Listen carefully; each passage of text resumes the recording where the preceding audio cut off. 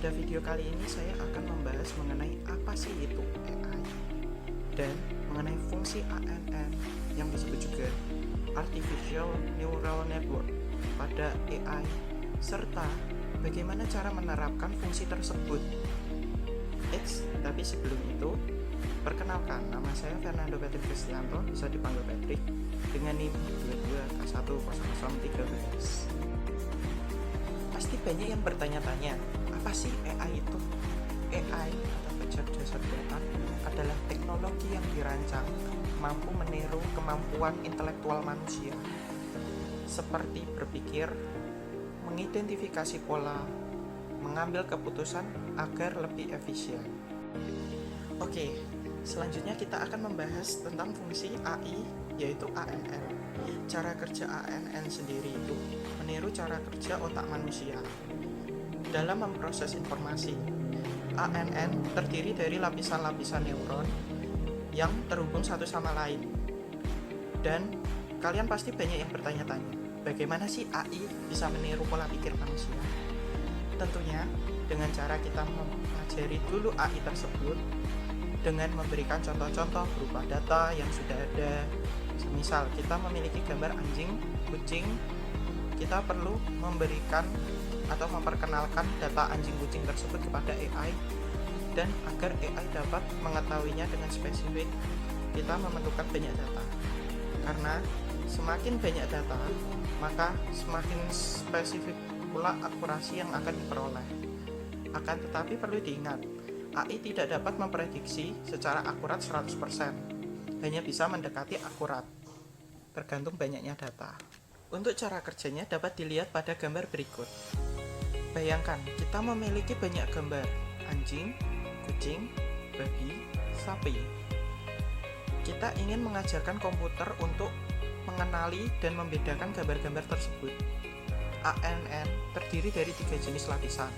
Lapisan input, lapisan tersembunyi, hidden, dan lapisan output.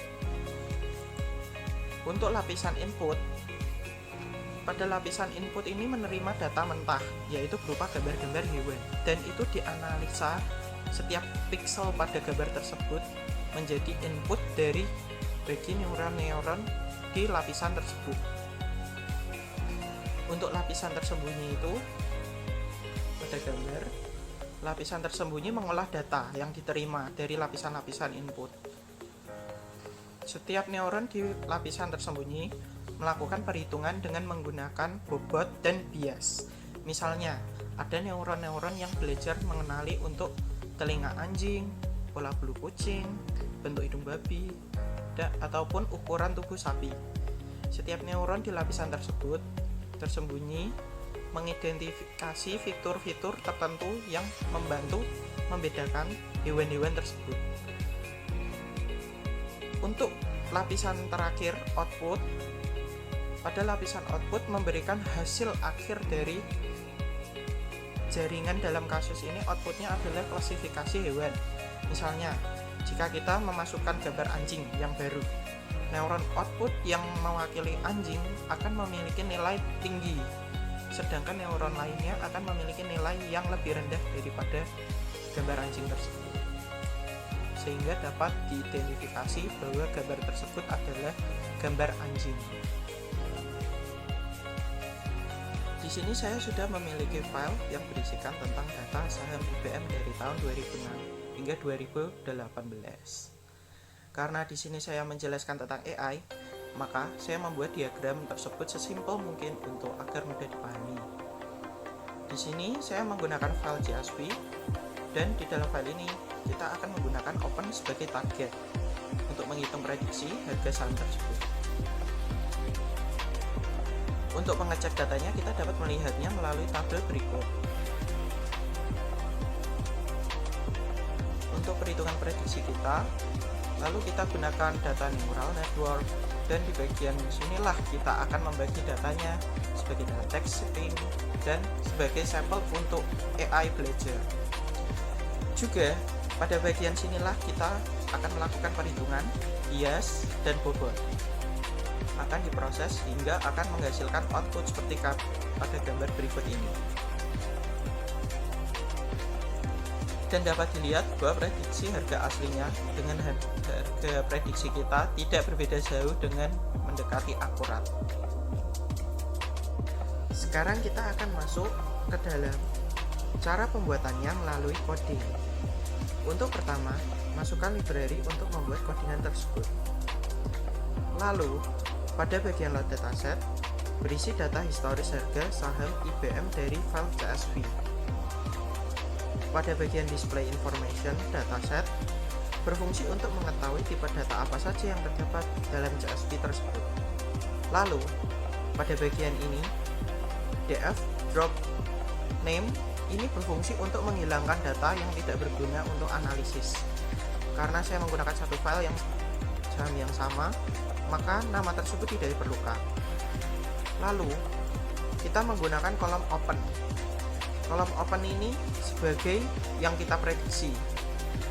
Data ini kemudian dibagi menjadi antara data training dan data test. Data train digunakan untuk melatih model, sedangkan data test digunakan untuk evaluasi kinerja model. Setelah itu, sebelum melatih model, kita harus dinormalisasi agar berada dalam rentang 0 sampai 1. Kode ini penting untuk mempercepat konvergensi saat melatih model dan memastikan bahwa fitur berada pada skala yang sama. Selanjutnya, kita membuat data time series untuk training. Setiap input terdiri dari 120 hari sebelumnya. Data kemudian di-reshape untuk menyesuaikan input yang diperlukan oleh model ANN. Setelah itu, pada code building ANN ini berfungsi untuk membuat model ANN dengan menggunakan library Keras. Model ini terdiri dari input, hidden, output, lalu tambahkan dropout layer untuk mencegah overfitting. Setelah itu, model tersebut dilatih selama 100 epoch dengan batch size 32 dan validation split sebesar 20%. Proses training ini akan menunjukkan perubahan loss pada data training dan validation. Dan pada bagian sinilah kita akan melakukan prediksi sepanjang 120 hari menggunakan data dari 170 hari terakhir.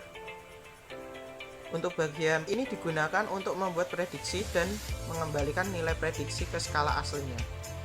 Setelah itu, saya memberikan evaluation model untuk menghitung mean square error atau MSE, nilai prediksi dan nilai sebenarnya dari data. Dapat kita lihat pada di sini, mean square error sebesar 4,857108 sekian. Yang terakhir, membuat diagram. Dapat dilihat untuk yang biru sebagai realnya dan yang merah sebagai prediksi. Perhitungan saham ini juga digunakan untuk strategi investasi pada saham yang lain sehingga dapat memperoleh keputusan yang lebih baik. Sekian presentasi dari saya mengenai prediksi harga saham menggunakan fungsi ANN. Jika ada kesalahan kata maupun kata yang tidak berkenan, mohon dimaafkan. Dan jika ada yang suka dengan video ini, bisa tekan like dan subscribe. Sampai jumpa lagi di video selanjutnya. Sekian, terima kasih.